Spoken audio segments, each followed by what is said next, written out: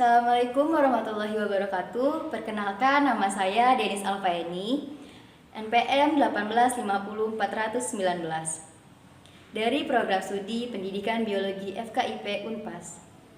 Pada kesempatan kali ini, saya akan mempraktekkan monolog teaching pada pelajaran biologi submateri pengertian dan macam-macam mutasi pada siswa SMA kelas 12 secara daring.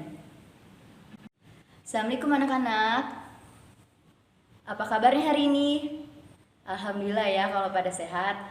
Nah, sebelum kita memulai pembelajaran hari ini, alangkah baiknya kita sama-sama berdoa. Berdoa menurut kepercayaan masing-masing, berdoa dimulai. Berdoa selesai. Nah, kalian sudah mengisi absensi belum? Saya sudah menaruhkan absensi di Google Formulir ya.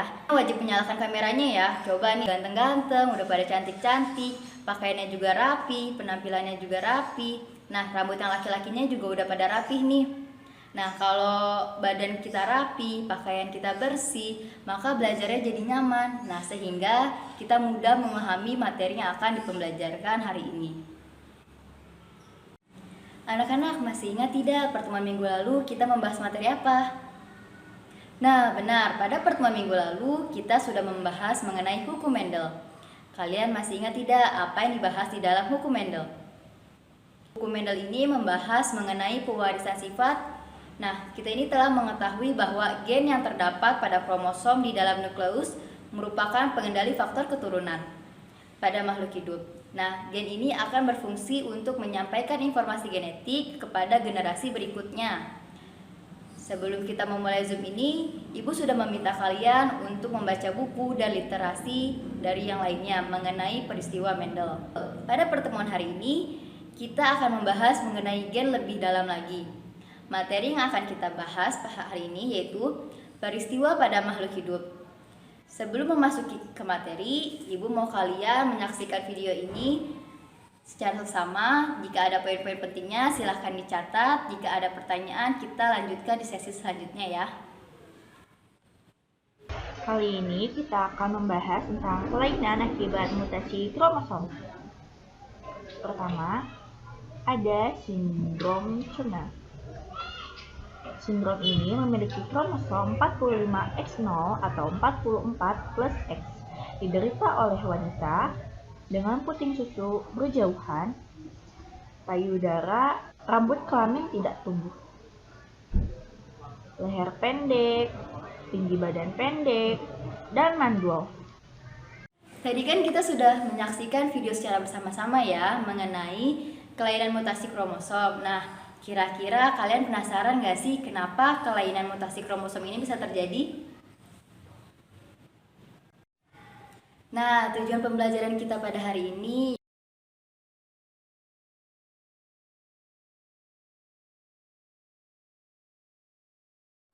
materi yang akan kita bahas pada pertemuan ini adalah pengertian dan macam-macam mutasi. Langkah pembelajaran yang akan dilakukan dalam pertemuan ini, Ibu akan menggunakan pembelajaran dengan metode pembelajaran kooperatif. Dengan model ceramah, diskusi, tanya jawab, dan penugasan pembelajaran kooperatif. Nah, setelah membaca dari literasi, selanjutnya kita memasuki materi mutasi ini. Nah, mutasi adalah materi genetik atau DNA dan kromosom yang dapat diturunkan pada keturunannya. Nah, ada penyebab terjadinya mutasi disebut dengan mutagen, dan adapun orang atau individu yang terkena mutasi ini disebut dengan mutan. Nah, ada 3 syarat untuk terjadinya sebuah mutasi. Yang pertama, adanya perubahan pada materi genetik. Nah, materi genetik ini disebut juga dengan asam nukleat. Yang kedua, perubahan tersebut dapat atau tidak dapat diperbaiki. Yang ketiga, hasil perubahan tersebut diwariskan genetik pada keturunan berikutnya. Nah, setelah mengetahui arti dari mutan, selanjutnya mutan ini terdapat karakteristiknya. Yang pertama, gen yang mengalami mutasi pada suatu individu biasanya adalah gen yang resesif. Kemudian dalam keadaan homozigot karakter perubahannya belum dapat dilihat. Selanjutnya, gen yang mengalami mutasi umumnya bersifat letal. Nah, sehingga jumlah makhluk hidup yang mengalami mutasi tanpa lebih sedikit. Selanjutnya yang terakhir yaitu individu yang mengalami mutasi biasanya mati sebelum dilahirkan atau sebelum dewasa. Nah, Ibu akan menayangkan video pembelajaran mengenai peristiwa mutasi. Silakan kalian simak dan catat poin-poin pentingnya ya. Selanjutnya yaitu mutasi berdasarkan macam sel yang mengalami mutasi. Nah, tadi selnya itu ada sel somatik dan sel germinal. Mutasi pada sel somatik yaitu mutasi yang terjadi pada sel tubuh. Nah, pada manusia dan juga hewan, jenis mutasi ini hingga saat ini belum bisa diwariskan pada keturunannya. Nah, biasanya mutasi ini dimanfaatkan untuk pembuatan bibit tanaman unggul. Sedangkan yang kedua yaitu mutasi germinal. Mutasi germinal itu adalah mutasi yang terjadi pada sel gonad atau sel kelamin atau pada gamet makhluk hidup. Setelah menyaksikan video pembelajaran tadi, kita mengetahui bahwa peristiwa mutasi ini dibagi menjadi dua berdasarkan selnya. Yang pertama, mutasi somatik, yaitu mutasi yang terjadi pada sel somatik, yaitu sel seperti sel kulit ini. Nah, kemudian mutasi germinal adalah mutasi yang terjadi pada sel gamet, yaitu sel organ reproduksi yang meliputi sperma dan ovum pada manusia. Dan berdasarkan tempatnya, mutasi dibagi menjadi dua, yaitu mutasi kecil. Point mutation adalah perubahan yang terjadi pada susunan molekul gen DNA, sedangkan lokus gennya tetap mutasi jenis. Nah, mutasi ini disebut dengan mutasi gen. Yang kedua ada mutasi besar atau gross mutation, adalah peristiwa yang terjadi pada struktur dan susunan kromosom. Kemudian ada terjadinya proses mutasi kromosom. Yang pertama adanya delesi atau hilangnya lengan kromosom. Contohnya misalkan saya memiliki satu kromosom.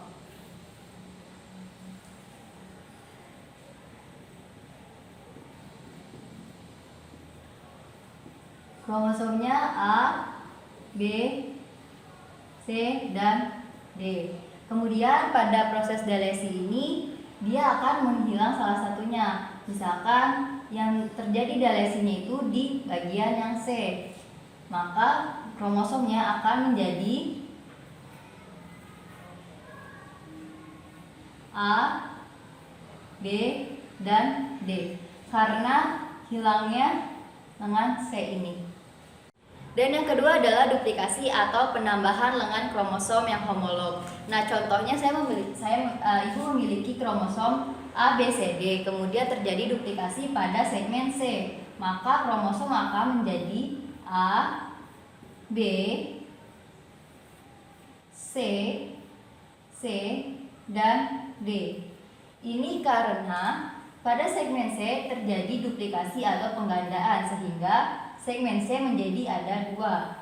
Dan yang ketiga ada inversi, yaitu patahan kromosom yang melengkung dan tersambung kembali pada bagian dengan posisi yang terbalik. Inversi ini dibagi menjadi dua, yaitu ada parasentrik dengan perisentrik. Perbedaannya yaitu jika pada parasentrik perpindahannya terjadi tanpa melewati sentromer, sedangkan pada perisentrik perpindahannya melewati sentromer. Misalkan Ibu memiliki kromosom A, B, C, D, kemudian terjadi parasentrik, maka kromosomnya akan berubah menjadi BA, CD tanpa melewati sentromernya. Tapi kalau misalnya perisentrik, dia akan melewati sentromernya sehingga kromosomnya menjadi AC, BD.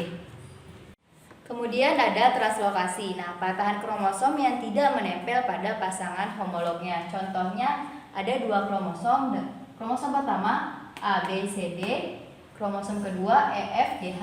Maka terjadi translokasi, maka kromosom pertama akan berubah menjadi AB, GD, sedangkan kromosom kedua menjadi EF, CH. Ini karena terjadinya perpindahan C menuju kromosom kedua dan perpindahan G menuju kromosom pertama.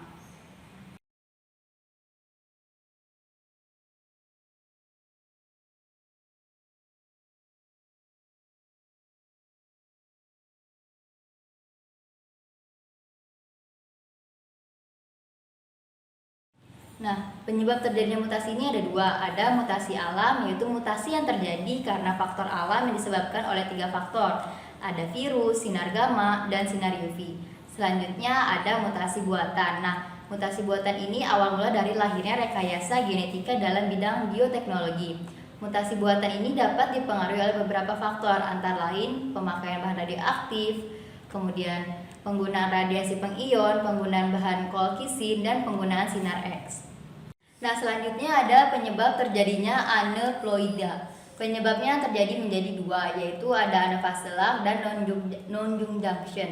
Anafase lag itu peristiwa yang tidak melekatnya kromatid pada gelendong pada proses anafase meiosis 1. Sedangkan non-junction ini peristiwa yang gagal berpisahnya kromosom homolog pada proses anafase dari meiosis 1 atau 2. Selanjutnya terdapat bentuk-bentuk peristiwa aneuploida dibagi menjadi 4, yaitu monosomik, di mana kromosom ini kurang 1, dan yang kedua yaitu neurosomik, yaitu mutasi karena kekurangan 2 kromosom, yang ketiga trisomik, yaitu mutasi karena kelebihan 1 kromosom, dan yang keempat tetrasomik, yaitu mutasi karena kelebihan 2 kromosom. Kelainan pada mutasi gen yang pertama ada anemia sel sabit. Anemia sel sabit ini keadaan di mana sel darah merah berbentuk seperti sel sabit. Pada umumnya, sel darah merah itu seharusnya berbentuk bulat sehingga lentur dan mudah masuk ke dalam pembuluh darah. Namun, ketika kita terkena sel sabit ini, maka sel darah merah ini akan berbentuk seperti bulan sabit dan bentuknya itu menjadi keras sehingga susah untuk masuk ke dalam pembuluh darah manusia. Nah, ketika terkena penyakit ini, maka seseorang akan menjadi lemah, lesu, kemudian kunang-kunang, mukanya juga pucat, dan kurangnya konsentrasi pada saat berbicara atau pada saat melakukan aktivitas lainnya. Selanjutnya ada sindrom Marfan atau gangguan pada jaringan ikat. Nah, biasanya penderitanya ini memiliki bentuk tubuh yang tinggi, tapi kurus sehingga tidak terlihat sehat. Kemudian lengannya ini dan kakinya tidak proporsional. Biasanya kakinya ini lebih ceper tapi lebih panjang. Kemudian memiliki perut yang lebih cekung ke dalam. Kemudian ada talasemia, dibagi menjadi 2. Ada talasemia alfa dan talasemia beta. Talasemia alfa terjadi pada bayi masih di dalam kandungan. Nah, penyebabnya karena tidak ada kurangnya produksi protein di dalam sel darah merah. Ini akan mengakibatkan janin mengalami anemia yang cukup parah, kelainan jantung, hingga penimbunan cairan tubuh. Selanjutnya talasemia beta.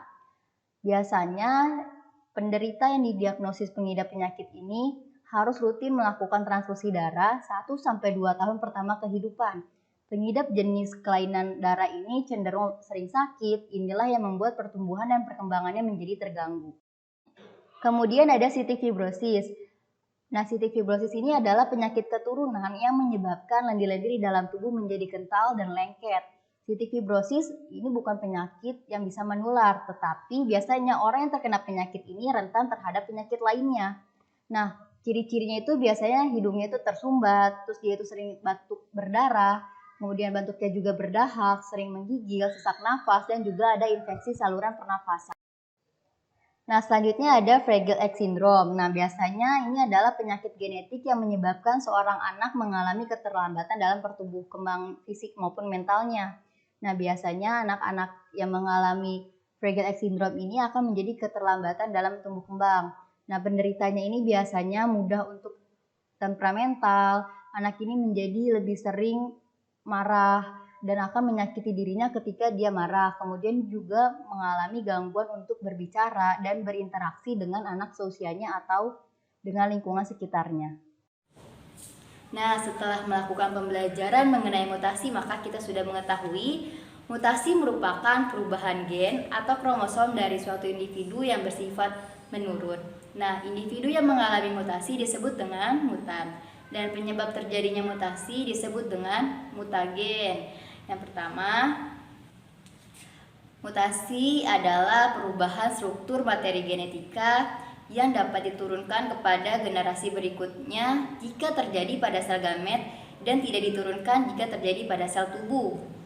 Nah, berdasarkan tingkatnya terjadi mutasi ini dibagi menjadi mutasi gen dan mutasi kromosom.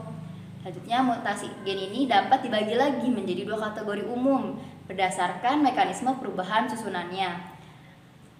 Nah, ada basa nukleotida yang substitusi pasangan basa dan penambahan atau pengurangan. Selanjutnya, salah satu contoh mutasi gen yang terjadi pada manusia yang menyebabkan terjadinya perubahan fungsi akibat terbentuknya protein baru, yaitu kelainan sickle cell anemia. Nah, gen penderita kelainan ini mengalami pergantian satu jenis basa dan menghasilkan kesalahan dalam susunan rantai peptidanya. Asam amino ini pada molekul hemoglobin. Selanjutnya ada mutasi besar atau gross mutation adalah perubahan yang terjadi pada struktur dan susunan kromosom. Mutasi ini bisa disebut dengan mutasi aberasi. Nah, yang terdiri dari delesi, duplikasi, inversi, dan translokasi. Mutasi kromosom sering terjadi karena kesalahan meiosis. Mutasi kromosom dibedakan menjadi dua, yaitu perubahan jumlah kromosom dan perubahan jumlah struktur kromosom. Perubahan jumlah kromosom dapat dibedakan lagi nih menjadi aneuploidi atau penambahan atau pengurangan satu atau beberapa kromosom, dan euploidi atau penambahan atau pengurangan sel kromosom. Anak-anak, menurut kalian pembahasan hari ini menarik tidak? Wah, rata-rata dari kalian sangat tertarik ya dengan pembahasan kelainan yang disebabkan oleh mutasi gen. Menurut kalian, bagian mana sih pembelajaran hari ini yang sulit dipahami atau kalian rasa nih, susah banget nih, aku kok nggak paham-paham ya di pembelajaran ini? Ya, rata-rata menjawab peristiwa mutasi besar ya. Nah, sebenarnya peristiwa ini kuncinya itu kalian agar cepat paham dengan peristiwa mutasi kromosom. Nah, yang harus selalu kalian ingat yaitu start codon. Nah, apa sih start codon itu? Dimulai dengan AUG, kemudian ada stop codon, ada UAA, UAG, dan ya benar UGA.